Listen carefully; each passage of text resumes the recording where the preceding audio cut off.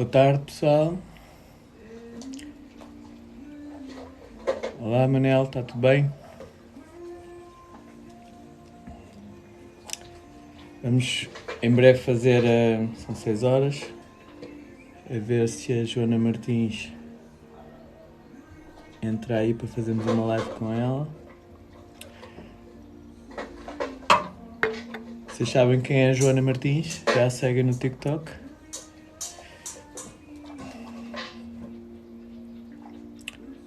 Digam lá. Está tudo. Isso é uma cena mesmo à norte. Está tudo, está tudo. Curto bem.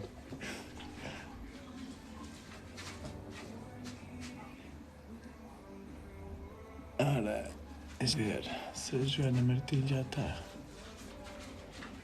Ainda não está.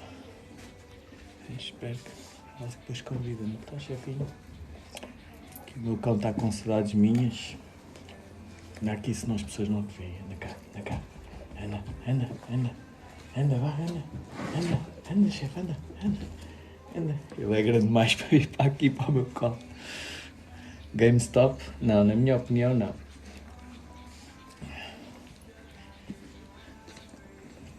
Na minha opinião, não.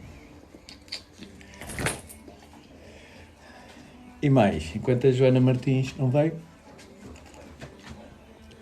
vamos lá trocar umas ideias. Estou aqui a beber uma fresquinha para ver descontrair um bocado. Estou naquela altura do mês que é só trabalho, trabalho, trabalho, faturação, faturação, faturação. E o gajo fica bué de tempo a olhar para o PC.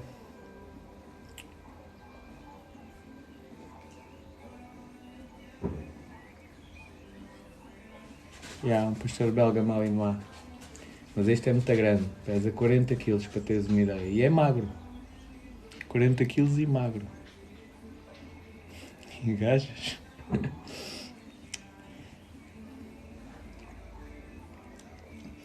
Daqui a 3 meses faço 50 anos. Entro no clube dos 50.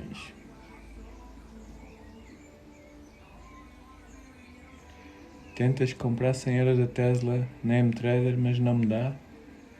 Porquê que não te dá? O que é que diz? Dá erro, é? Quais são os meus sonhos? Os meus sonhos é continuar.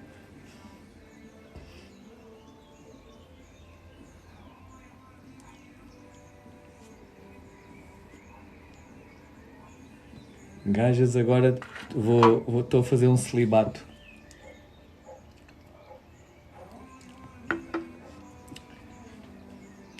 Não vai para a carteira.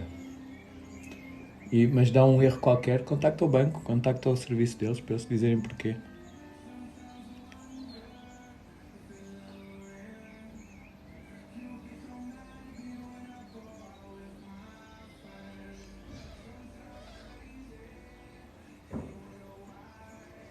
Ora bem, Joana Martins.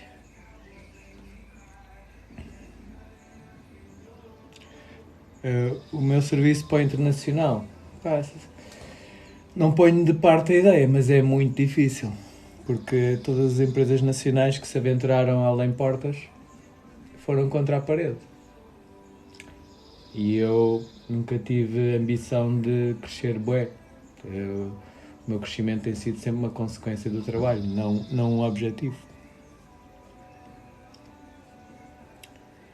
Sou da zona de Sintra, sim. Eu cresci no Cacém e agora vivo em Belas. Sou rico e poderoso desde que nasci. Nasci com saúde e num país com liberdade e com os pais que me deram liberdade também. E uma boa educação.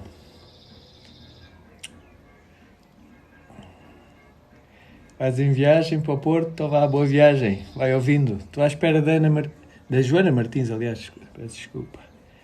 Joana, onde é que tu andas? Já são 6 horas. Combinámos às 6, atrasou-se, pequena.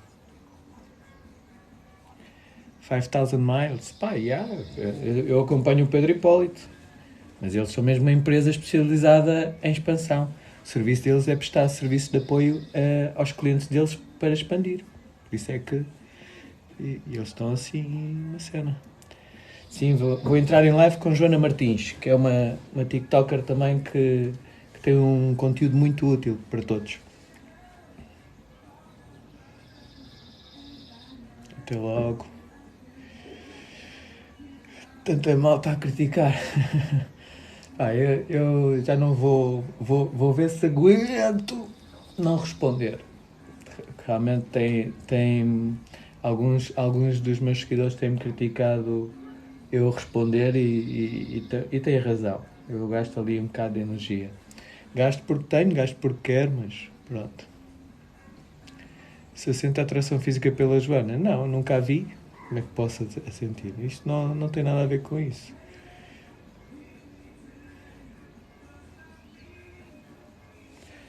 Mercadorias não. Eu não quero mercadorias a grosso. Eu só quero trabalhar os nichos onde eu estou. Há ainda outro nicho que eu espero atacar daqui a uns tempos. Já ataquei, não deu certo, espero atacar outra vez, mas não vou dizer qual é. Segredos do negócio. Sim, fazer live a esta hora. Aí está ela. Ana Martins. Olá, Olá, Joana. Então. está tudo bem? Pois, sabes o que é? Tenho o tripé desenhado e andava aqui a pôr livros por baixo para isto ficar mais ou menos reto. Isto Yeah. está um bocado. Isto, isto dos esportes é sempre uma aventura. Eu estou com um aqui num vidro que eu tenho, um barra-vento aqui na varanda. Se isto cair, olha, eu levanto outra vez. Pois o meu está assim um bocado nesse estado também. Yeah. E então, olha, deste lado estão já 80 pessoas a ver. Queres-te apresentar? Pode ser. Do meu só estou novo, mas pronto, eu tenho menos pessoas, que eu também não faço muitas lives. Então, eu Yeah. sou a Joana, para quem ainda não me conhece. Faço aqui alguns vídeos no YouTube sobre finanças, mindset, mas eu tento não entrar muito pelas finanças, porque eu não sou da área. Yeah. Então, pronto, vou ficando assim mais pelo mindset e vou dando assim algumas dicas sobre coisas que vou aprendendo e que são úteis para mim e que também podem ser Yeah. para outras pessoas. E é Yeah. isso. Eu vejo os teus vídeos, são sempre informações úteis, conteúdos úteis. Daí que como eu tenho um alcance que eu acho que é muito orgânico, percebes? Que é a parte porreira disto do TikTok. E como nas lives é sempre um momento mais fixe que nós podemos fazer com alguém, fazer perguntas diretamente e conhecermos um pouco melhor e às vezes falar de temas com uma abordagem um bocadinho diferente, né? Não sei Sim, se tens acompanhado, pai. Eu sei que sou um bocado acutilante às vezes e desconstruo assim um bocadinho as coisas, mas epá, eu, da, eu do meu conteúdo eu tento mesmo. O objetivo é sempre partilhar, dar uma nova perspectiva sobre as coisas ou até pelo meu exemplo as pessoas pensarem um bocadinho e chegarem a novas verdades para elas mesmas, né? Mas tu sim. fazes uma coisa muito útil, que tens um discurso muito direto, consegues resumir muito bem e pelo que eu percebi, e tu sabes já percebeste que a minha formação não é académica, é uma formação mais empírica. E eu no outro dia estava a pensar, até porque é uma coisa que é muito difícil explicar aos académicos, não desvalorizando tudo aquilo que acumulam ao longo de um tempo. Há uma coisa, e que tem a ver com o mindset mesmo, que eles são desmontados ou são desacreditados ao longo do tempo da formação deles. Isto é, eles passam tantos anos a receber informação de pessoas que validam, Uhum. ok? E é tanta a informação que chegam a um ponto que ficam quase que convencidos que a partir dali têm tudo o que é preciso. E pronto. Agora vamos aplicar. Só que tu sabes, e eu vinha no outro dia no exercício de raciocínio e a pensar assim: é que é muito difícil. Para mim é difícil, eu, não tendo formação, ter alguns inputs técnicos para chegar a algumas conclusões. Para quem tem formação, é difícil ter a disponibilidade mental para ter uma perspectiva de forma a chegar a algumas conclusões. Sim, Percebes? E eu estava a tentar pensar. Eu acho que é genial para quem não tem formação achar a solução e é genial para quem tem a formação achar também a solução. sim. E tentava perceber no perfil do académico qual aquele que eventualmente teria mais disponibilidade para isso. E fez-se luz. Lembrei-me, mesmo o pessoal que faz investigação. Claro, porque o pessoal que Pois. faz investigação, na cabeça tem sempre aquele clique, e se? Não é? Sim, E se? às No, vezes. no fundo, pôr as coisas em perspectiva, pôr as coisas com um porquê. Mas porquê que é assim? Questionar, não é? Sim. Que tu fazes Eu, por isso, tu sentes que isso te ajudou? Como é que... Eu questiono tudo e todos e às vezes se calhar sou um bocado estou-me a esquecer da palavra, mas faz com que as pessoas fiquem um bocado desconfortáveis às vezes por questionar tantas coisas e mesmo, imagina, eu faço investigação, mas eu tenho pessoas que me orientam e às vezes nós, agora por exemplo na quarentena nós estivemos a trabalhar por casa. E às vezes o meu professor que me orienta, ele tinha umas ideias e eu estava sempre a questionar e a dizer que achava que não era assim. Mas pronto, mas com a minha humildade, não é? Mas sim, eu questiono sempre tudo e na verdade, esta questão do mindset é uma coisa muito recente, que por acaso coincidiu mais ou menos com a altura em que eu comecei a fazer investigação. Não acho que não tenha a ver com o motivo de ser investigadora, mas sim pelo tipo de trabalho e pela precariedade em que nós vivemos. Porque eu, por exemplo, apercebi-me de que eu tinha colegas já com doutoramento, já com quase 40 anos, e que nós somos investigadores e recebemos bem e temos alguns benefícios, mas temos sempre contratos muito curtos que têm a ver com os projetos. Imagina, abre um projeto para uma área, nós somos contratados para esse tempo, o projeto acaba, o nosso contrato acaba. E nós vamos andando assim de projeto Ok, para projeto. e tu chamas a isso precariedade, não é? Espera, mas eu fiquei assustada porque eu tinha um colega meu com 40 anos, a viver numa boa casa, com a sua independência, e de repente acaba o projeto e ele não tem outro. E de repente estás com 40 anos e estás a ligar aos teus pais a dizer que vais voltar para casa deles. Isto porque não poupam nem percebem nada de investimentos. Foi aí que me deu o clique e que eu pensei, tenho que arranjar alguma coisa extra e primeiro fazer um fundo de emergência, porque eu sou muito orgulhosa e voltar para casa dos pais está fora de questão. Então o fundo de emergência surgiu um bocado a partir daí e depois comecei a entrar pela área dos investimentos e também a tentar criar outras fontes de rendimento caso uma me falhe para ter outra. É isso. Pá, no fundo, viste noutro exemplo de algo que não correu bem e apercebeste, não é? Sim, E, e, antes e que como é, acontecesse comigo. e como é que estás a estruturar isso? Ok. Imagina, como é uma coisa muito recente, os meus planos vão mudando muito rápido, porque eu vou aprendendo e vou mudando o plano. Não há mal nenhum disso. Né?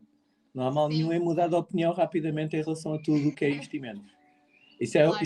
Isso é um preconceito que muita gente tem, mas não há mal nenhum. Ainda hoje houve alguém eu fiz um post há 2 ou 3 dias por causa da XRP, uma que eu tinha dito, e alguém foi buscar um vídeo que eu fiz há 3 meses atrás, eu a dizer para não comprar XRP. Mas não vi o meu vídeo a dizer que tenho um XRP. E depois só Sim, viu a dizer que a XRP subiu 40 e tal por cento. E então não analisavas e afinal tens. Percebes? O pessoal tem de estar flexível, tem de estar disponível. Muda-se de sim. opinião. Em relação a investimentos, temos de mudar de opinião quantas vezes quisermos. Não temos de ser nada orgulhosos aí. Em relação aos pais, acredito que eu também tenho a mesma linha de pensamento. Mas em relação aos investimentos, não. E conta, Já não me lembro do que ia dizer. ias dizer a parte como estavas a construir O meu plano. o O meu teu plano. plano, imagina, o meu plano é para já não ficar sem receber de lado nenhum. Portanto, neste momento estou na investigação, tenho um contrato que vai acabar no verão e, entretanto, eu tenho um mestrado só e estou a concorrer para 2 bolsas de doutoramento. Eu não sei se tens noção, mais ou menos, mas o valor que eu recebo enquanto investigadora com mestrado é o mesmo valor que eu recebo se ganhar uma bolsa de doutoramento. Fico a fazer o doutoramento, eles pagam as propinas e continuam a pagar-me o valor mensal que me pagam agora. E eu vejo isso do doutoramento não como o querer atingir um nível académico, obviamente é sempre bom ter mais habilitações, principalmente se eu quiser seguir a área da investigação, porque em Portugal está cada vez a ficar mais focado nos doutorados, e portanto ter um doutoramento acabava por ser um benefício. No entanto, apesar de eu gostar muito da investigação, não quero continuar num trabalho que eu sei que ao fim de um ano o meu contrato vai acabar. Obviamente os contratos não são vitalícios em lado nenhum, não é? Mas aqui eu sei mesmo que ele vai acabar. E pronto, vou concorrer a essas duas bolsas de doutoramento, mas tenho andado a ver outras coisas também e tenho concorrido a outros empregos. Isto porque eu ainda não tenho nada meu que me dê uma fonte de rendimento e que dê para eu estar. Mas a ideia seria ir fazendo alguns investimentos e começar a investir no imobiliário assim que consiga juntar dinheiro suficiente para entrar lá. E a minha ideia era depois ir vivendo de renda passiva. Obviamente, eu sou uma pessoa que Sim, gosta de sabes que trabalhar e não estou a querer. do imobiliário tu não precisas ter dinheiro. Sim, preciso da entrada, que ainda não tenho. Mesmo assim, há sempre os períodos do deve e do haver, da vontade de vender com a vontade de comprar. Né? E quando a vontade de vender se sobrepõe à vontade de comprar, consegues comprar sem dinheiro e ainda assim ter rentabilidade. Só que isto lá está, obedece a circunstâncias. É circunstancial esse período. Eu acredito, Pois. pelo fim das moratórias, daqui a 1 ou 2 anos, possamos comprar imóveis com quebras na ordem dos 10 a 20%. E nessa altura vai haver um, um parque excessivo do lado da banca que a banca vai querer escoar. E quando é a banca a Sim. querer escoar, vai abrir algumas exceções em relação às entradas. Exceções que já não abre em relação ao financiamento a pessoas que não têm estrutura de apoio. Portanto, para que saibas, eu acredito que o negócio da banca varia da seguinte maneira. Os períodos bons são para eles venderem créditos a pessoas que os consigam pagar só durante 30% do crédito. É um negócio ideal, percebes? Porque assim a pessoa entra, e por isso é que agora entra com um valor de entrada, nunca menos que 10%, geralmente, Uhum. entra com 10% da escritura, não é 10% da avaliação. Isso é uma coisa que já acabou. Sim. E então eles agora entram com 10% porque assim já têm ali um balão de oxigênio caso a pessoa entre em cumprimento daí a 1 ou 2 anos, eles têm assim um balão de oxigênio financeiro para mediar o mono com que entretanto ficam. Sim. Mas mais para a frente, quando o parque já é muito castigador do lado da banca, eles abrem exceções e aí já dão crédito a pessoas estruturadas, a pessoas que tenham como indexar o financiamento deles a outros valores, a outros apartamentos até e assim. Isso é uma estratégia que se faz. Uhum. E eles são mais exigentes a dar o crédito, mas dão o crédito a 100%. O que beneficia quem tem estofo para fazer os créditos, porque depois também há todo um consumo que é aquele que não consegue comprar e então consegue alugar. Percebes? Pessoas Exato. até que têm trabalhos que têm trabalhos por fora e tudo mais, pessoas até que muitas delas têm outras fontes de rendimento, mas que têm o nome manchado no Banco de Portugal e assim não conseguem fazer a partir daquele momento compras, mas conseguem fazer contratos de arrendamento e cumprem. Portanto, Exato. essa altura, por isso é que eu digo para mim, que não sou ávido investidor na área, é só circunstancial e obedece a essas alturas de pressão em que há mais vontade de vender e pouca capacidade de comprar, que eu entro para depois alugar. Foi assim na crise Ok. financeira e espero que seja assim no futuro, em Eu breve. tenho aqui uma pergunta que por acaso eu gostava de te perguntar também. Eu tenho a Diz. minha resposta e já idealizada, tenho a minha opinião, mas gostava de saber a tua, que é, está aqui uma pessoa a perguntar se vale a pena investir num apartamento daqui a 1 ou 2 anos. Não sei se esta pessoa tem possibilidade de investir num apartamento já, mas supondo que temos possibilidade de investir já, hoje, valeria a pena esperar por daqui a 1 ou 2 anos? Já, eu já só se identificasse uma oportunidade do momento, mas nesta altura, primeiro eu vou dizer a tipologia que eu acredito. Eu acredito numa tipologia que é bastante homogénea. que é o T2, percebes? T1 é pouco, porque quem tem filho já não dá. O T3, epá, é sempre mais caro e o que tem mais procura é sempre o T2. Porque quando as pessoas querem pôr uma renda o mais baixa possível, mesmo que tenham dois filhos, pá, mesmo que sejam de géneros diferentes, eles preferem se calhar pagar menos 100 ou 150 euros por mês e ter os dois filhos de géneros diferentes no mesmo quarto, do que estar a pagar isso por um T3 e depois são menos 150 euros, 200 por mês, percebes? Que Sim. pode fazer moça no orçamento do essencial. Por isso, a tipologia T2 é aquela que eu acredito, é aquela que me parece mais friendly. Para ser agora, tendo o capital agora e não ser daqui a 1 ou 2 anos, epá, a pessoa tem de decidir por si, tem de ver, identificar a oportunidade, se acha que é bom negócio e por que não. Eu Sim. neste momento nem procuro, o que não quer dizer que quando recebo aqueles e-mails em relação às pesquisas que eu faço nas ferramentas de busca que eu uso, estou lá a picar a ver, epá, e o que eu vejo é que já há reduções na ordem dos 10%, já Ok. hoje. Agora, se vai continuar, eu acredito que vai continuar essa redução. Aliás, Pois. porque embora estejamos a desconfinar, se nos formos extrapolar à dinâmica de confina-desconfina por essa Europa fora, nós ainda nos aguarda um terceiro confinamento. Pois é. Também ando a pensar nisso. Mas Yeah. imagina, a ideia que eu tenho é: depende do negócio que nós arranjarmos agora e do negócio que poderemos vir a arranjar daqui a 1 ou 2 anos. Mas eu acho que nós temos que ter em conta que se nós formos pôr uma. Se nós encontrarmos um bom negócio hoje, este ano, um, se calhar essa casa vai estar 10% mais barata daqui a 2 anos, mas entretanto perdemos 2 anos de renda, que podíamos estar a fazer aquela casa render. Certo, mas atenção a isso, porque geralmente agora está tudo encaixado. São raras as pessoas que estão a mudar. Há umas pessoas que estão a mudar, nomeadamente são as que estão a fazer downsizings. Aí sim, Sim, acredito que haja uma fatia de mercado. Se é pertinente ou não, não sei. Se essa amostra é suficiente ou não para avançar, não sei. pois. A questão aqui põe-se também assim. E eu falo da parte de circunstância, porque a circunstância é, no fundo, a oportunidade. Porque tens coisas da dinâmica familiar que vão acontecendo. Tens pessoas a separarem-se, tens pessoas a emigrar, tens pessoas porque os pais vão para um lar e os filhos não têm interesse em ocupar a casa. Portanto, às vezes há fatores de dinâmica normal de vida que faz Sim, com que as oportunidades surjam.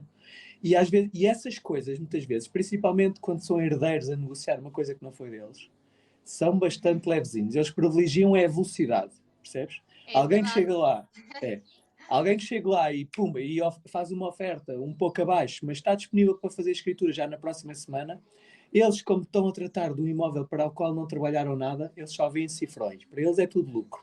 Lindo, lindo, lindo, lindo, lindo. É só um gajo dar o mote da disponibilidade total daqui a uma semana, tendo a escritura feita e o dinheiro está na vossa conta, e eles não ficarem naquela que o mediador pode ter, mas eu tenho um cliente que vos vai dar mais 20 mil pelo apartamento. Ok, então vai. Mas ele tem o crédito aprovado? Pois. Como é que está a aprovação de crédito? Está fácil? Quer ganhar o quê? 6 ou 7% de 20 mil euros de diferença? Não quer garantir já este que tem? Estou-lhe a facilitar.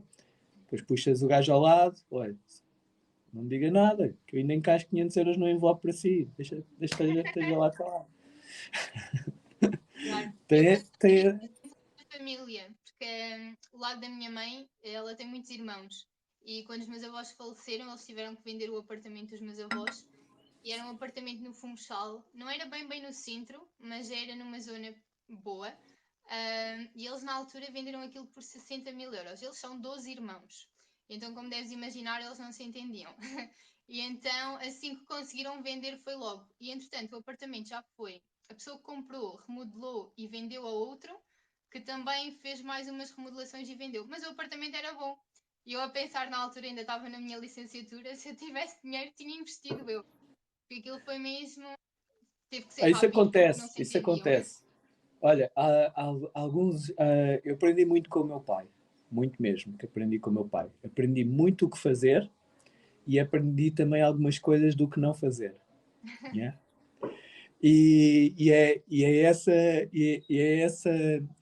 essa bivalência que eu chamo a atenção para todos aprendam com os exemplos que nos estão próximos, tanto aprender o que fazer, mas também aprender o que não fazer. É muito importante. Eu vou dar um exemplo concreto. Aliás, dou uma sequência. O meu pai também foi empresário. Criou uma empresa de consumíveis de escritório, portanto, vendia e distribuía os consumíveis de escritório. Tinha como cliente privilegiado, cliente-alvo, escolas, autarquias, portanto, juntas de freguesia, câmaras municipais, coisas assim, que ele gostava muito da garantia que o Estado nunca fica a dever. Ele sempre fez muita minhoquinha. Pai, os particulares, depois a empresa fecha, não pagam a ninguém, porque o Estado é o primeiro credor e quando uma empresa fecha, os restantes fornecedores ficam a ler, né?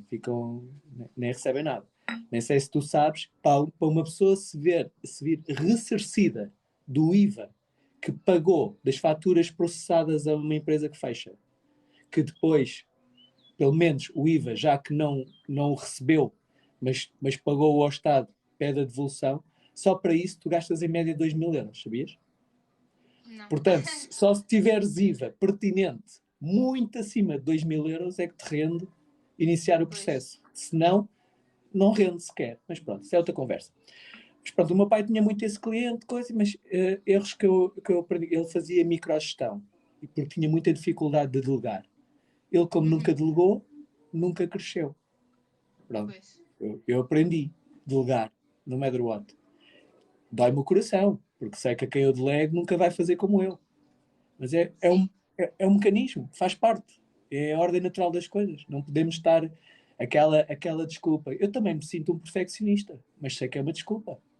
Eu tenho de aplicar, tenho de construir, tenho de inventar procedimentos e metodologias para que se reduza ao máximo o erro e se privilegie a produção. E a partir daí, delego. Não há nada. Acabou. Senão, Claro. não consigo crescer. Mas em relação aos imóveis, o que é que eu aprendi com ele? E ele até se deu bem.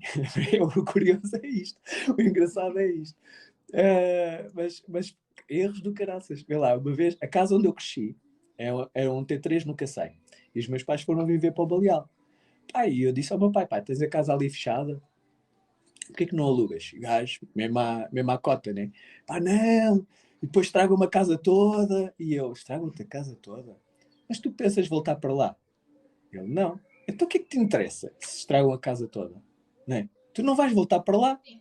Tu estás aí, mora num apartamento, à beira da praia, no Baleal, com vista ali sobre o mar. Deixa de estar aí é com qualidade de vida, deixa lá o Cacém. O Cacém é aquilo, caraças. Onde eles estavam já não tinha... não dava. Ali estou muito melhor. Bem, então lá o convenci a alugar. Mas aluga quem? Aluga quem? E eu, alugas a empregados meus, que assim ficas garantido. Eles pagam sempre a renda e assim foi. Um apartamento, um T3 no Cacém, ele alugou por 550 euros. Preço de mercado da altura, normal, para a zona, que é perto da estação, a coisa a decorrer. Ele não tinha preocupação nenhuma, pingava-lhe ali 550 euros por mês. Espetáculo, tudo a andar. Bem, até que os que lá estavam decidiram voltar para o Brasil, foram-se embora. Ele foi lá ao apartamento, viu o lavatório partido, buracos assim do tamanho de um punho para passar cabo de rede de uma divisão para a outra, mas não deviam ter barbequinho, aquilo foi com pneumático mesmo. A casa toda destruída. Mas o que eles tiveram lá? Eles estiveram lá para aí, sei lá, 7 ou 8 anos a pagar o que eles pagaram. Aquilo arranjava-se com 1.000 a 2.000 euros, arranjava-se tudo e estava feito. Porque, só que o meu pai é do tempo que era preciso pôr um lavatório novo.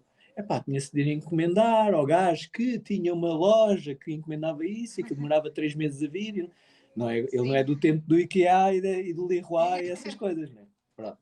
Então para ele é tudo visto de ser cabeças. Bem, eu ajeitei o apartamento todo e ele, então vamos alugar outra vez. Não, vou vender. Bem, vendeu o apartamento por 55.000 euros. E não me disse nada. Quando eu soube, já a escritura estava feita. E eu até disse, opá, por esse valor tinha comprado eu. Porque Pois, comprar um apartamento por 55 mil euros e alugar por 550 é uma boa relação financeira. Então é. ele pegou nesses 55 mil euros, comprou um ao lado de onde mora por 80 mil e alugou por 350 euros. Ih. Eu fogo, pai, estás mesmo velho. Mas pronto. Mas queres saber a parte boa? É que ele, há 2 anos atrás, vendeu o apartamento por 140 mil euros. Por Pronto. isso é que eu digo, olha, estás a ver? Há pessoal que mesmo a errar faz bons negócios. Enfim. O bom do imobiliário é isso mesmo, é que nós conseguimos ir tirando uma renda ao longo dos meses, dos anos, e ao final de X anos, se não nos apetecer chatear mais com aquilo, vendemos aquilo e se calhar ainda temos mais do que o que investimos. E Yeah. entretanto fomos ganhando dinheiro todos os meses. No final, se calhar vendemos aquilo pelo dobro, não digo. Mas pronto, por muito mais. Eu às vezes falo com os meus pais sobre isso, porque a casa deles eles estão a pagar, ainda estão agora a acabar de pagar a casa e eles estão muito fixos ao valor da casa na altura, o valor que eles deram por ela. E quando eu lhes digo, pronto, como eu estou numa fase em que estou a começar a procurar imobiliário, tanto para investimentos como para mim, estou mais a par dos valores. E eu às vezes digo-lhes: essa casa, se vocês vendessem, vocês ficavam com montes de dinheiro. E eles: achas que alguém dava isso por esta casa? Eles não têm noção. Mas pronto, Não tem, eu não. acho que nós comprámos aquilo por 120. Nós não, não fui eu. Mas eles compraram para aí por 120 e agora vendiam por mais de 200, na boa. Mas pronto. Mas é isso, portanto, essas oportunidades surgem muito também pelo desconhecimento das pessoas. Temos é de entrar logo no início. Quando há logo. Sim. E nem nesta semana falava com uma amiga que ela disse-me que a casa que comprou um T2 em Lisboa por 60 mil euros. Em Lisboa. Só Poxa. que estava numa esplanada e passaram umas pessoas a dizer que iam vender a casa. E ela meteu conversa e pronto. As pessoas Claro. nem sequer foram à mediação. Estás a ver? São estas oportunidades que há e que tem que. E mesmo as que não há, porque eu o apartamento que comprei no Cacém quando saí de casa dos meus pais, comprei muito bem comprado. Comprei na altura, salvo erro, por. Portanto, fazendo as contas ao euro, 60 mil euros. Um T2 também. No dia a seguir, havia um construtor que estava a construir lá perto que me dava 80 mil por ele. Percebes? Sim. E eu vendi por 140. Quando, em 2004. Percebes? Ah, ok. Agora, o que é que eu fiz? Lavei-lhe a cara. Só que isso também às vezes é um problema. Muita gente trabalha em renovação e agora, felizmente, esse trabalho já está a ser bem feito. Já há pessoas a fazer esse trabalho, às vezes não tão sério como isso, mas com gosto, com critério. Uhum. Que era um problema que eu identificava há 15, 20 anos atrás, era ir visitar casas e as casas estavam absolutamente desprovidas de gosto. Ou seja, quem está a Acontece. comprar ou alugar é o pessoal da tua idade, é o pessoal novo, é o pessoal que, pá, que idade é que tu tens? 27. Pronto. É Parece o, é mais o, nova. não, estás bem. Parece sempre mais nova, mas depois, como falas sério, já ajustas. Ok. Estás a ver? Ok. Pá, e então na altura quem investia, agora já está diferente, mas na altura quem investia, e há 20 anos atrás, eram sexagenários. Então as remodelações que faziam na casa era como se fosse para eles, com materiais bué da bons, bué da nobres, mas tudo errado, estás a ver? Em termos de Sim. look. E eu não, eu Sim. comprava, lavava a cara, eu já fazia, eu fazia na cozinha, um truque que eu fiz em pelo menos 2 casas foi televisão encastrada. Não havia estas coisas cá agora, não havia LCDs e plasmas e Ah, isso. sim. Era aquelas televisões de caleidoscópio, só que eu fazia armários de cozinha de maneira e avançava sempre uma que era tipo a despensa, e aí nesse espaço punha uma à face só com o ecrã. Aí as mulheres entravam lá, batiam o olho e diziam logo: também quero. Mas não, Claro. portanto, são pequenos nadas, são coisas que se fazem. Portanto, agora tu, para investires, pá, é isso, tens de juntar dinheiro, tens de te estruturar e estar com atenção a oportunidades que vão surgir, que surgem já Sim. no dia a dia e vão surgir mais ainda daqui a 1 ou 2 anos. É isso, dá. Pois, ele lá já vou ter o dinheirinho. E Mas outra agora, coisa, e outra coisa que tu devias olhar, não sei se já pensaste nisso, é casas bifamiliares. não sei. Normalmente eu Por- procuro apartamentos. sim, mas às vezes também há apartamentos assim. Ou seja, porque imagina que tu apanhas um construtor que tem de desbloquear dinheiro rápido para cumprir com o empréstimo bancário que fez, ou até mesmo para libertar dinheiro para outra construção. Percebes? E Uhum. então fazer um negócio com ele logo para duas frações Ah, contíguas. Percebes? E aí sim, tu podes exercer da seguinte maneira: fazes o esforço para as duas, ok?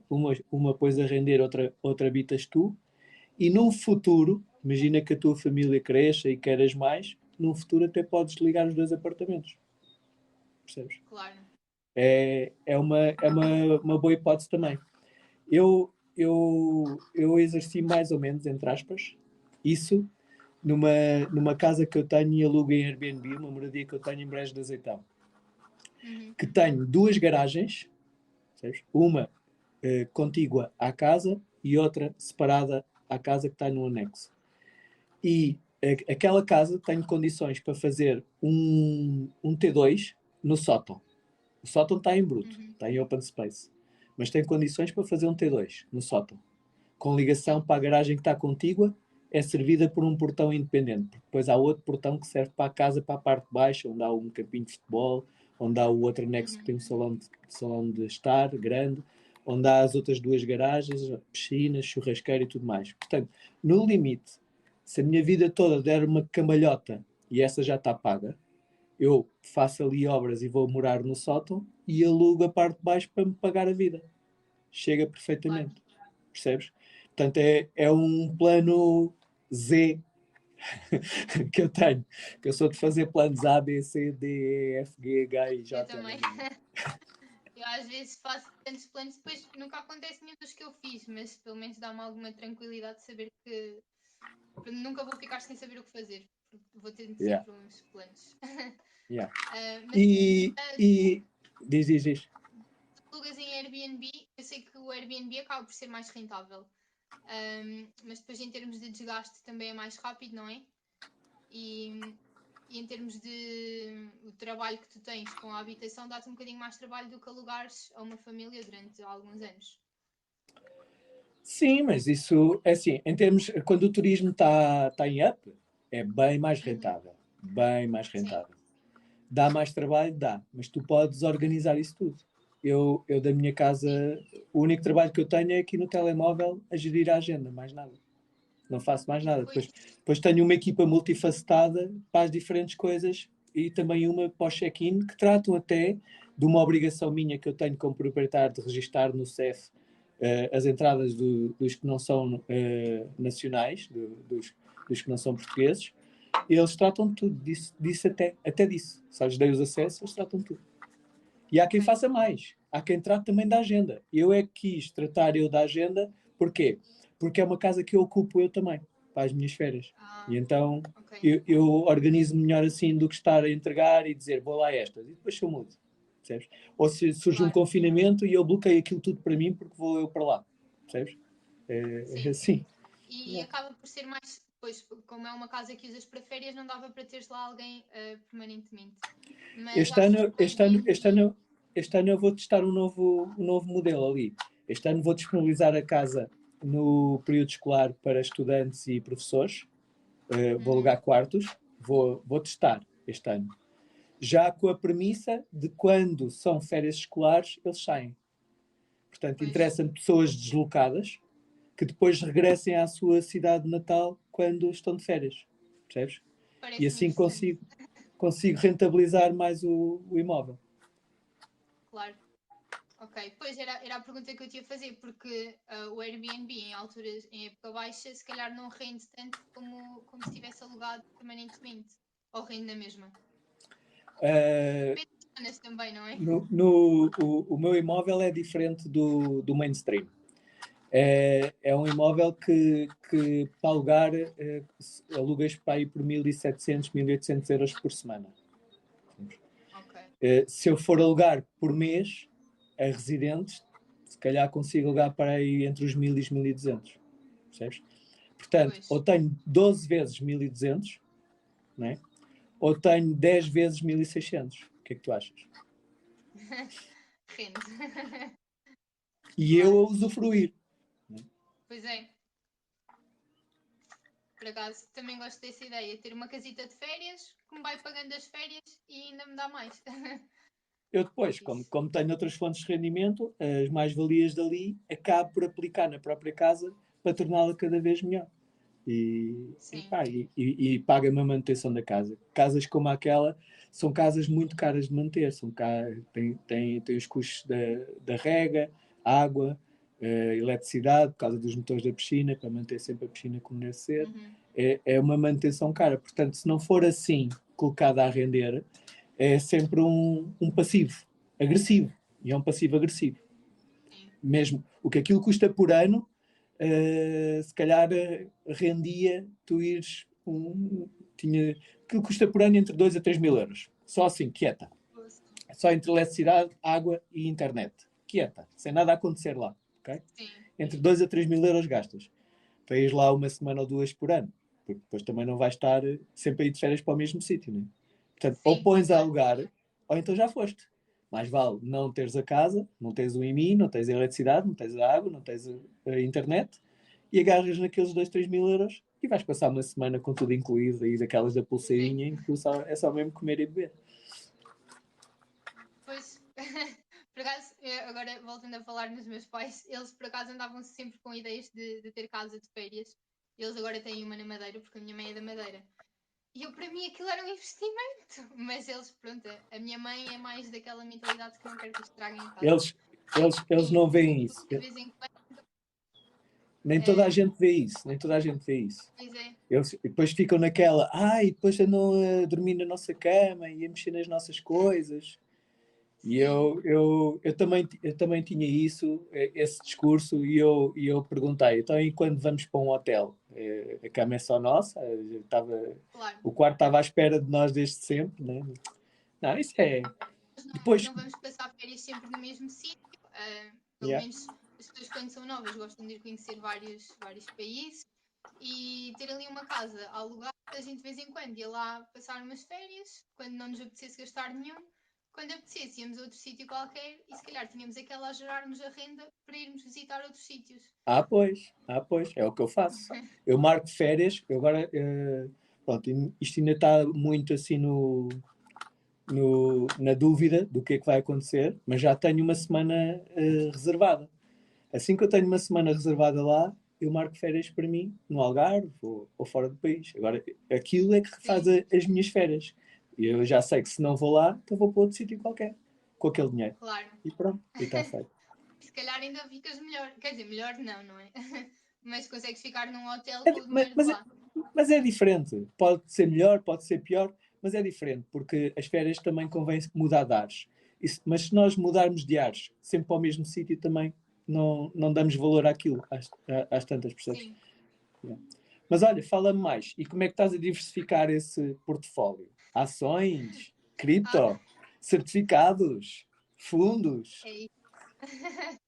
Ok, então, eu primeiro comecei a fazer o fundo de emergência e o meu fundo de emergência eu queria que fosse com 14 meses dos meus gastos atuais.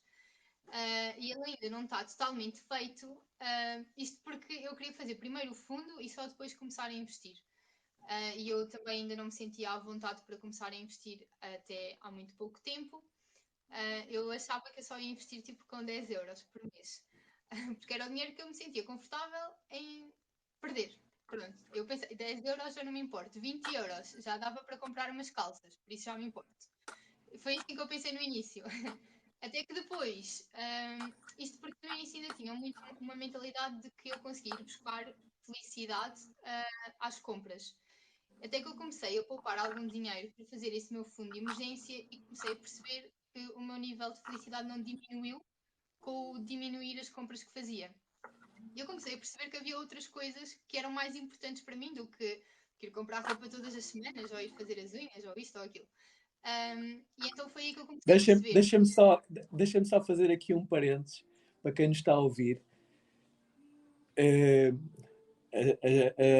a Joana é humana e eu também. Nós conseguimos dominar um bocadinho os nossos impulsos. Mas eu vou dar aqui uma estratégia que funciona bem, pelo menos comigo. Quando eu estou com uma vontade imensa de comprar alguma coisa, eu vou online, escolho essa coisa, ponho no carrinho e não faço o pagamento. Funciona Então, por bué da acaso, bem. Faz isso. fiz hoje quase gastei 50 euros. Mas pronto, fica lá no Yeah, carrinho à espera de uma promoção maior. yeah. Uh, Mas mas eu, continua. imagina, E depois? eu vim trabalhar para uma cidade, vim fazer investigação para Vila Real. E na altura, quando vim, foi numa altura em que a minha vida mudou em muitos aspectos, tanto a nível profissional como a nível pessoal. Comecei a ser mais independente, depois também já não tinha namorado. Pronto, então foi o caos. Não tinha amigos, vim para uma cidade diferente e eu refugiei-me muito nas compras. Como eu não conhecia ninguém, ia muito para o shopping, passava o dia no shopping, fazia compras de roupa todas as semanas e depois também, como estava a ganhar mais e eu só gastava mais ou menos metade do meu salário, imagina, eu recebo mais ou menos 1000 euros e eu tinha 500 euros de sobra. E eu pensei, vou estourar tudo na Zara. E estourei algum. Estourei. E depois. Isso é mesmo o pensamento de gaja, meu. Fogo. Sim. E depois, quando eu comecei a fazer o fundo de emergência, coincidiu com a quarentena e não havia Zara para estourar dinheiro. Ainda havia online, ainda fiz algumas asneiras online. Mas depois comecei a conseguir juntar mais dinheiro e quando retomou a vida normal, digamos assim, eu já não tinha tanta coisa de ir às compras e foi aí que eu me apercebi de que conseguia manter os meus níveis de felicidade sem precisar de ir às compras. E muitas das pessoas acham que quando nós poupamos ou compramos menos somos mais infelizes. E eu acho que só depois de experimentar é que as pessoas se apercebem de que não somos mais infelizes. Simplesmente vamos buscar felicidade a outros lados. E pronto, e então, estou a dar aqui grande a volta. Eu apercebi-me que eu conseguia despender de mais dinheiro para os meus investimentos e comecei a investir de uma forma mais arriscada.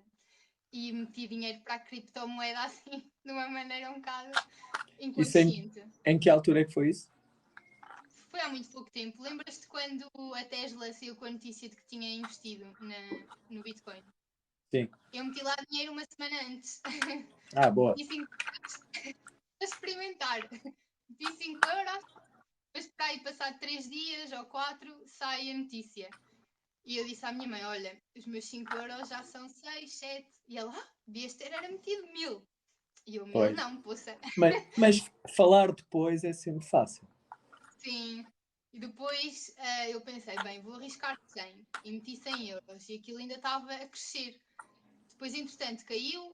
Pronto, aquilo é muito volátil, não é? E eu apercebi-me de que o facto de desvalorizar os 100 euros que eu tinha colocado lá não fez diferença nenhuma, porque eu consegui manter o meu padrão de vida, consegui fazer as minhas compras extras na mesma, e portanto aquele dinheiro não me fazia diferença se o perdesse. Até porque, imagina, quando eu comecei a investir na criptomoeda, foi com o objetivo, ou foi com não com o conhecimento, porque a gente não sabe o que é que vai acontecer, mas eu acredito mesmo que a criptomoeda venha a ser a moeda do futuro. E portanto eu estou a investir numa coisa que eu acho que vai resultar no futuro, obviamente. E embora eu possa perder dinheiro a curto prazo, eu acho que a longo prazo é como as ações, vai valorizar.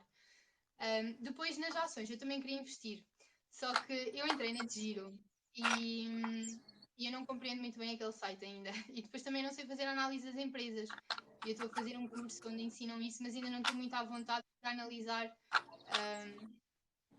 E o digamos, que a é que reação abordam, né? Que curso é esse? O que é que abordam lá? Eu não sei se conheces, é o curso do Zé à Liberdade Financeira. É um curso da Bárbara Barroso, de uma especialista de finanças pessoais. Aquilo gira muito à volta do mindset, de gerirmos as nossas finanças pessoais, de fazermos orçamentos, essas coisas assim. Tem 4 módulos e no último módulo ela fala dos investimentos. E fala de todos os tipos de investimentos que podemos fazer, mas ela não diz o que é que devemos fazer. Ela mostra-nos todos os que existem e depois cada um com base naquilo. Se ela soubesse, o negócio dela não era vender cursos. Claro. A ideia é, ela primeiro dá-nos os passos para nós conseguirmos definir o nosso plano e a nossa estratégia e depois quando chegamos ao módulo dos investimentos, conhecermos todos os investimentos possíveis e escolher aqueles que são melhores para nós. Pronto, e ela faz alguma análise das empresas, explica-nos como é que nós vemos a saúde da empresa, digamos assim. Pronto, e é isso. Mas ela também tem muito conteúdo gratuito no YouTube. Ela faz alguns lives para o YouTube e também tem um podcast, embora não dê coisas assim tão precisas como no curso. Mas pronto, por enquanto é só isso. Por isso ainda não me sinto muito à vontade com investir na bolsa. Olha, Cripto é uma coisa... em relação à cripto, eu penso o mesmo que tu. Eu acho que a cripto, eu acredito que a Bitcoin, não a cripto em geral, mas que a Bitcoin será a moeda mundial e todas as outras serão relacionadas a elas. E depois, em termos de blockchain, sem dúvida que será o futuro para o que, basicamente para tudo o que for comunicação. É uma questão de tempo. Isso é inevitável. E o que está a tornar isso inevitável, eu tive uma epifania aqui há uns tempos, que eu era um cético em relação à cripto. Eu acreditava que aquilo era o negócio de pirâmide da era digital. Era o que eu acreditava. Só que percebi o propósito dela e pá, eu sinceramente não me sinto sequer à vontade para na internet estar a explicar o que é que eu vi. Acho que se eu o fizesse não posso dizer não, como direi, se eu o fizesse, eu acho que mais tarde ou mais cedo ia ser denunciado, bloqueado, perseguido, telefone sob escuta, blá blá blá. Tenho sobre a criptomoeda? Sobre a pertinência da cripto. Ok. No fundo, aquilo que nós estamos a passar está relacionado. Percebes? Ok. Eu convido-te a fazer o seguinte: tu, sendo investigadora, já investigaste? Sobre a criptomoeda? Não, sobre a pandemia. Não. Imagina, eu ouço aquelas teorias que eu acho sempre que são teorias da conspiração. Mas achas então que as duas coisas estão relacionadas? Não, tu és investigadora, analisa os números das fontes fidedignas, as fontes que nos são apresentadas, como OMS, como a DGS, analisa os números deles, todos, de há 5 anos para cá, e busca a tua verdade.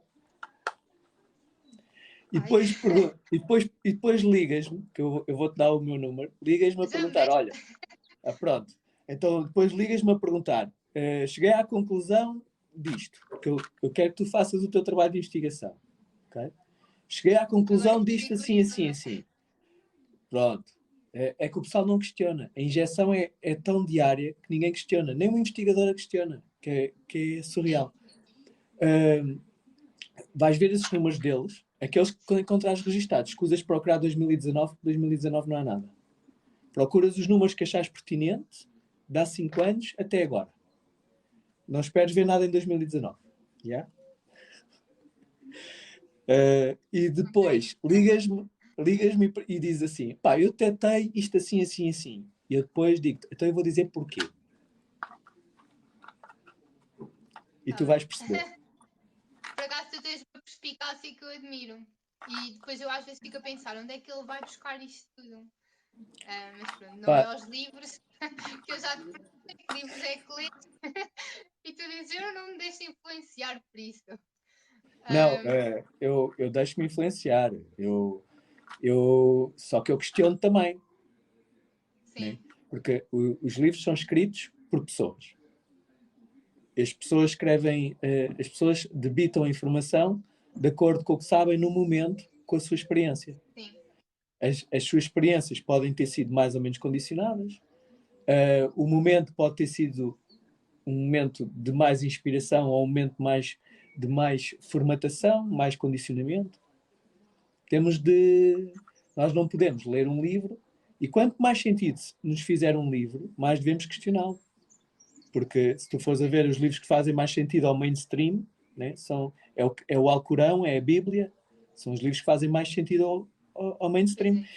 O Alcorão não conheço por aí além, mas conheço a Bíblia, e há uma coisa que eu sei da Bíblia.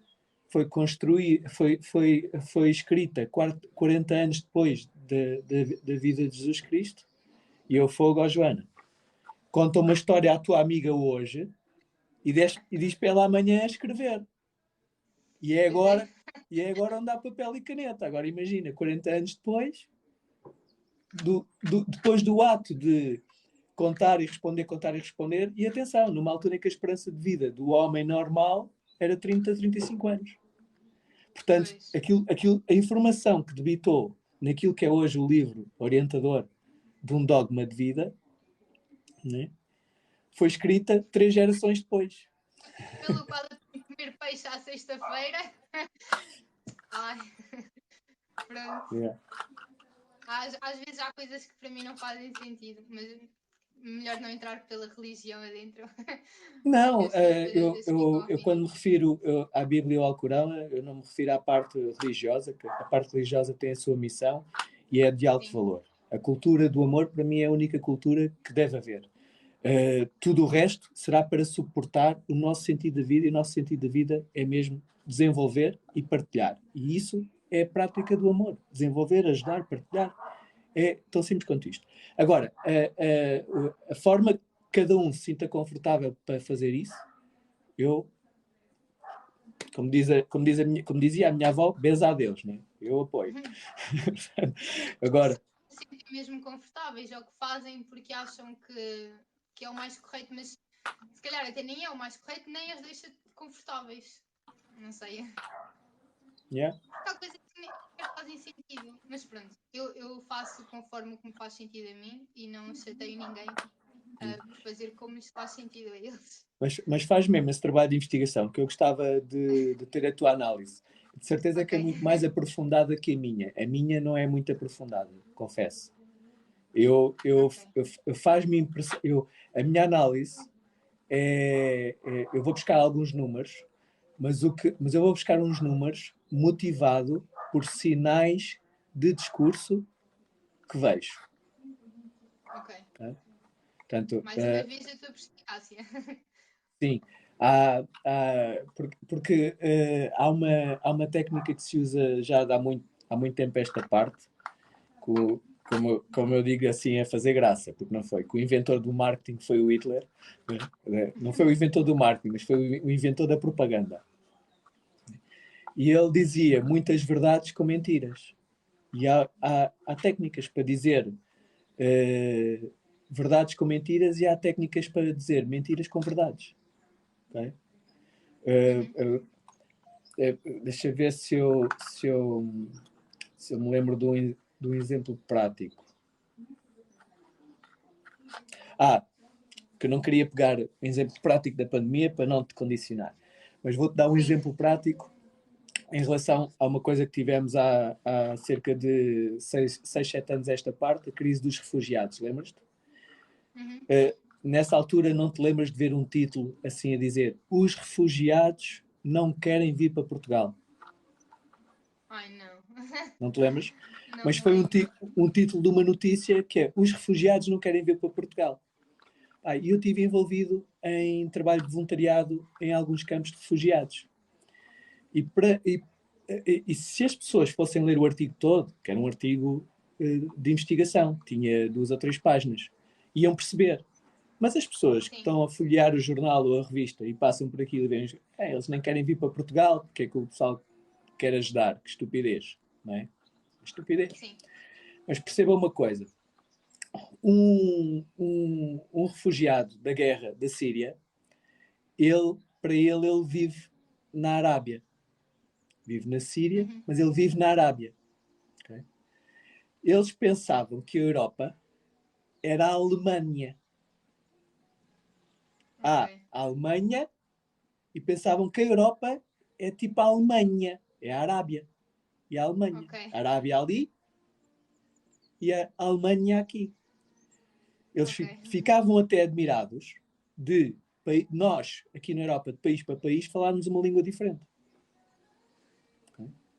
Pois. Agora, chegar ao pé de um refugiado na Sérvia ou na Croácia, que era o primeiro contacto que eles tinham quando saíam da Sérvia, que é espaço que não está no espaço Schengen, e Croácia, que está no espaço Schengen. Chegar lá e alguém lhes dizer: olha, temos aqui hipótese da vossa família, que está a levar há 10 anos na cabeça a dizer que na Alemanha que é bom. Temos aqui hipótese da vossa família, em vez de ir para a Alemanha, ir para Trognisk, no canal para trás que é o que lhes vai soar a eles de Portugal. Percebes? Imagina tu, no mesmo processo, faz de conta que Angola agora era um país rico, diamantes, faz de conta que tinham diamantes, faz de conta que tinham petróleo, faz de conta que tinham minério, que tinham ferro, e era uma potência mundial. Yeah? Não precisavas fazer conta porque eles têm disto tudo. Só tens de fazer conta de ser uma potência mundial. Imagina isto tudo e aqui na Europa estava uma guerra, mas uma guerra mesmo ao ponto, e as pessoas não conseguem imaginar, eu vou dar uma figura que é real. Ao ponto das cabeças cortadas servem de bolas de futebol aos miúdos de manhã, no dia seguinte. Aos miúdos que estão na rua. Os miúdos que estão na rua são aqueles que já não têm pais. Porque aqueles que têm pais, os pais nem os deixam sair à rua, porque aquilo é horrendo. Percebes? Portanto, esse tipo de guerra dentro de cidades, com cabeças cortadas, é fazer bolas de futebol. Okay? Por isso é natural. Eu quereria logo fugir e levar as minhas filhas atrás. Jamais em tempo algum ficaria por aqui. E punha na cabeça, pá, Angola é fixe. Agora, eu queria ir para Angola ou queria ir para o Burkina Faso? Quando nunca ouvi falar do Burkina Faso. Percebes? Sim. E quiçá, quando toda a manada vai para Angola e depois Angola fica saturada no que é apoio ao refugiado, e o Burkina Faso, que até precisa, se calhar, de um mecânico de automóveis, precisa de um alfaiate, precisa de um eletricista, precisa de um sapateiro, percebes? Pois. Portanto, é como se engana um povo, e eu falei com montes de amigos e todos eles tinham a mesma ideia na altura, os refugiados não querem vir para Portugal. Não, como nenhum refugiado, ninguém esteja a fugir a uma guerra, por isso é que eu digo que com a verdade se dá uma mentira. Nenhuma pessoa que está a fugir à guerra quer ir para um país que não conhece. Pois. Quer ir para um país em que calcula que vai ter segurança. Agora, Sim. dizer-lhe um país que ela nunca ouviu falar na vida, não conhece. Da mesma maneira, é o que se faz aqui e desde sempre em tudo o que é notícia. Okay? Diz verdades que são verdades, mas são dadas num contexto em que dão uma informação à pessoa, a pessoa assume para ela uma verdade decorrente daquele discurso que foi feito, mas tira uma conclusão que a conclusão não é verdade. É verdade o que foi dito para chegar à conclusão, mas a conclusão não é verdade. Okay. Por isso, olha, faz isso. Yeah? Vou investigar então. Vai. Dados da Organização Mundial de Saúde. É isso. Yeah. Não fiques só por aí. Vai também aos dados domésticos. Não é? Vai ver. Os números mais claros, mais objetivos. Faz Depois isso. eu ainda por cima gosto do Excel. Estou mesmo a ver. Faz isso, vais ter uma agradável surpresa. E depois pergunta-te também, questiona-te daqueles números que são óbvios e já deviam estar demonstrados, porque é que não aparecem esses números?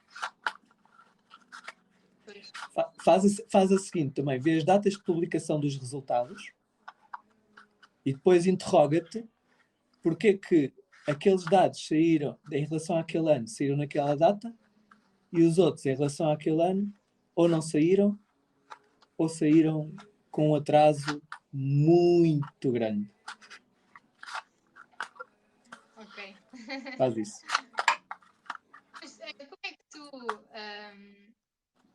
como é que tu chegaste a esse ponto de ir procurar isso? Houve algum... pois foi tal clique da tal verdade que era uma mentira. Ok. As coisas não me são claras. Olha, vou-te dizer uma coisa. Eu não acreditei quando o Trump foi eleito. Não acreditei. O pessoal começou-me a dizer, mas está no Facebook já a notícia. E eu, não tinha ido ver nada, não tinha ver notícias, que eu não vejo notícias desde vejo notícias, mas não vejo numa base regular desde a crise financeira, pá, desde 2008. Eu, na altura, decidi parar com aquilo, que aquilo estava-me a conspurcar a cabeça. Yeah. E foi muito bom, foi muito útil para mim. Também tenho uma história engraçada sobre isso, entre o meu pai e eu, mas isso conto noutra altura. E desenvolvi este mecanismo assim, de não ligar às notícias, ligar sim àquilo que... fazer perguntas. Percebes? No fundo é fazer perguntas. Mas atenção, há serviços noticiosos que são bons. Geralmente passam depois da 1 da manhã. Ok. Pois, mas agora também dá para andar para trás. Dá. Portanto, eles não deixam de fazer a sua missão de informar, não é? Os menos sensacionalistas, talvez. E mais verdadeiros. Pode-se dizer assim. Não, mas eu tive a sorte de, quando era miúdo, quando comecei a estafetar, eu fui durante quase 4 anos estafeta no Diário de Notícias. Portanto, estamos a falar em 1998, 97, 98 e 99, por aí. Estás a ver? Yeah. Não. Desculpa. Então eu tinha 17 anos? Não, 88. 88, 89. Eu ainda não tinha nascido. Pronto. Então pensa assim. Vê lá o meu músculo em termos cerebrais treinado para questionar, porque vi, experienciei, observei, entendi o que se fazia em termos de prática jornalística in loco. Eu estava ao serviço dos serviços de apoio à redação, portanto, no fundo, eu tinha contacto direto com a redação toda, e depois, às 7 da tarde, eu passava a ficar ao serviço da fotocomposição. Para te explicar, o jornal é feito, os jornalistas produzem as notícias, em reunião com o diretor de redação, o editor vai definir as notícias que aparecem, ele aí faz a seleção das notícias que aparecem, e depois muda uma coisinha ou outra nas notícias que aparecem, e às vezes sem conhecimento do próprio jornalista. E isto podemos estar a falar de retirar um parágrafo, ou alterar um tempo verbal, ou ocultar algum nome, ou até mudar o título. E eu vi essa dinâmica toda acontecer no período da tarde, quando eu estava a prestar serviço no serviço de apoio à redação. Eu, como era o único estafeta, e para as pessoas saberem, um estafeta é uma função nuclear numa grande empresa, porque contacta com toda a parte segmentária da empresa, desde o responsável da limpeza, desde a senhora da limpeza, até ao administrador. O estafeta lida com eles todos, contacta com eles todos, veicula material com eles todos. Então, se o estafeta tiver souber pensar, chega a muitas conclusões. Percebes? Porque vê à frente. E depois, à noite, quando eu ia para a fotocomposição é os planos já com as notícias coladas para depois ser passada à chapa para ir para a rotativa. Agora já é feito tudo digital, na altura era assim. Então eu via a discussão que era sobre uma notícia e depois como ela aparecia. Entendes? E eu então, quando tinha 18, 19 anos, aprendi, porque foi uma surpresa para mim, porque todos nós presumimos, e atenção, o Diário de Notícias na altura era um órgão de comunicação social importantíssimo, não é como agora, que é praticamente omisso. Tinha a mesma importância que tem agora uma RTP1, que já na altura tinha, e o Diário de Notícias batia-se, a RTP1 validava o Diário de Notícias e vice-versa, percebes? E eu, com essa idade, percebi que a missão de um órgão de comunicação social daquela envergadura não era informar. Era mais propagandear. Entendes? Isso eu vi com os meus olhos. Por isso é que eu tenho esta perspectiva. Portanto, repara, a minha diferença é que eu vi isso acontecer, então aprendi e tenho logo a perspectiva de análise diferente de toda a gente, porque todos nós, que é o natural, crescemos e aprendemos que o jornalista é independente e são, alguns são. Sim. Mas os que são, agora vê se isto faz sentido. Imagina que tu és uma jornalista e queres dar a verdade no matter what. Ok? Sim.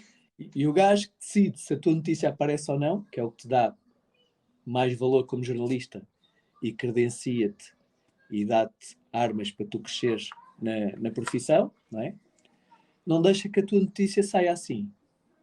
E tu precisas de trabalhar, né? Precisas pôr comida na mesa para os teus, para ti e para os teus filhos. Claro. Quem é que tu vais ser? Aquele jornalista acutilante que põe a verdade por muito que doa a todos? Ou aquele que leva comida para casa para aguentar a família? O que eu ia ser eu não sei, mas se calhar eu precisava de levar a comida para casa. Pois, até porque o que é acutilante, em menos nada aparecem podres deles. Não é podres, são coisas normais. Todos nós temos coisas que, se fossem expostas, resultavam à vista dos outros como podres. Porque todos nós construímos uma imagem à nossa volta, mas todos somos humanos, todos cometemos erros.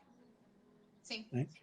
Então, imagina, é que não só fazem a força para tu não pôres o conteúdo, só adulteras um bocadinho nada e ficas com a mais-valia de levar dinheiro para casa e podes ir de férias e cresces e até sobes aqui dentro, depois passas a diretor de informação do desporto e não sei o quê e ficas lá bué da fixe, ou então arrumam-te num cargo, agora vais fazer uma reportagem que é só viagens, põe-te a viajar, viagem gastronómica, checar hotéis e tu, pá, nada bem. Antes fazias turismo de investigação, agora fazes, aliás, fazias jornalismo de investigação e agora fazes jornalismo turístico. Arrumaram-te.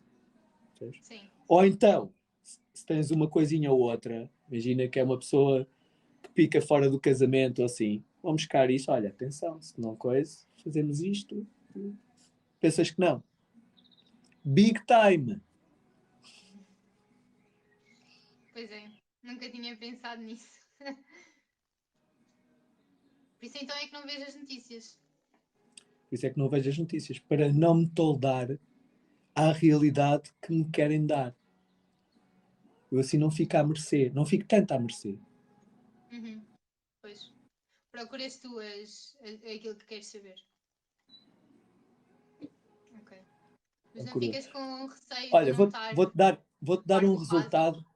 Vou-te dar um resultado de uma coisa e para não estar a falar da pandemia, vou mais uma vez buscar um exemplo dos refugiados. Toda a gente tem a ideia que a igreja ajuda muito. A igreja, a religião ajuda muito.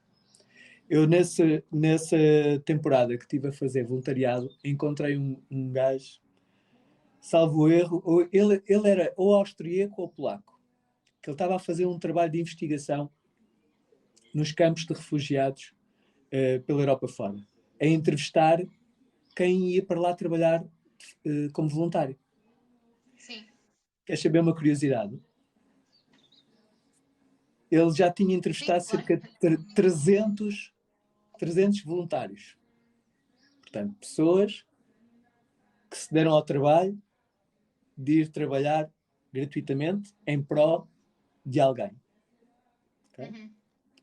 Dessas 300 pessoas, tinha apanhado até ali 3 que eram religiosos.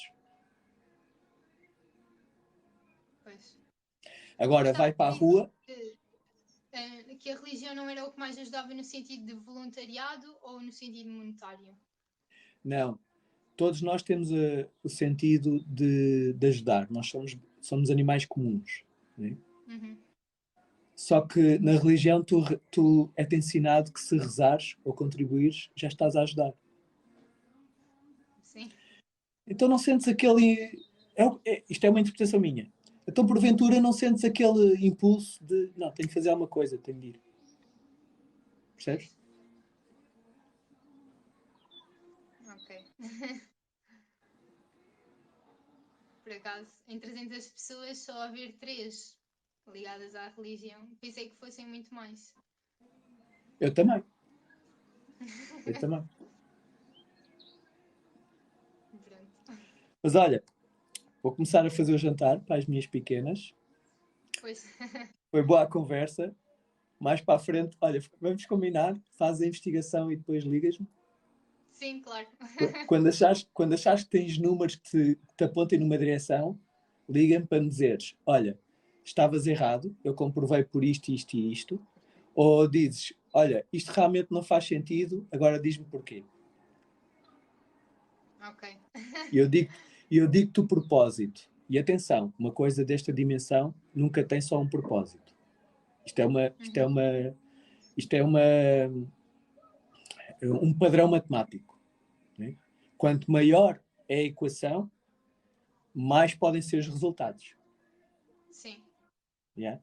Portanto, uma coisa desta magnitude tem vários propósitos. Mas eu acredito que identifiquei qual é o principal. Ok. E achas que isso um dia vai ser público? Ou não? Não. Então nunca vais saber se descobriste. Vou Pois. saber, sabes porquê? Porque os resultados é que confirmam a metodologia. Ok. Não, nunca é o prognóstico, nunca é o diagnóstico, é o resultado. Ok. Vou Yeah? investigar então. Depois eu ligo-te. Yeah. Pronto. Está feito. Yeah? Então Obrigada vá. pelo convite. Obrigado por este bocado, foi muito bom. Gostei da conversa. Tu estás lá. E agora eu vou ficar ansioso pela tua investigação, porque sei que tu vais aprofundar bué. Vamos ver. Está bem. Yeah? Então Pronto. vá. Fica bem. Até Vá, uma tchau. próxima. Tá? Obrigada. Tchau, tchau. Tchau.